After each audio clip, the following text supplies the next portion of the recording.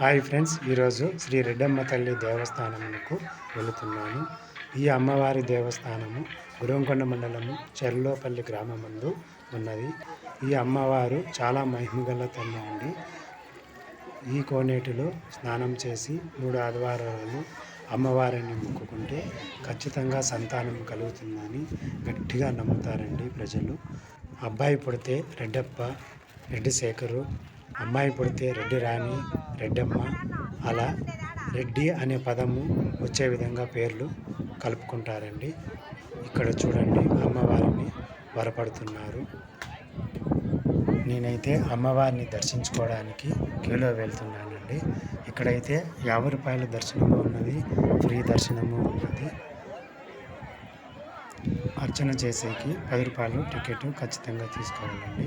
అక్కడికి లోపలికి వెళితే టికెట్ చూపిస్తేనే అర్చన చేస్తారు. అమ్మవారి టెంపుల్ చాలా అందంగా తీర్చిదిద్దారు.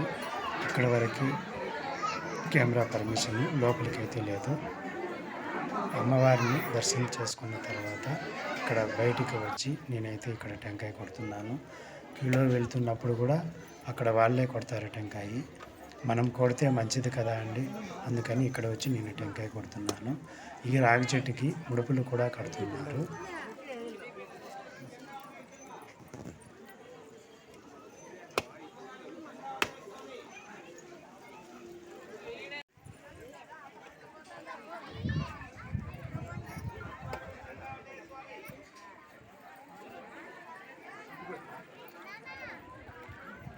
ఇక్కడి నుంచి చూస్తే కొండ చాలా పెద్దదిగా కనిపిస్తుందండి.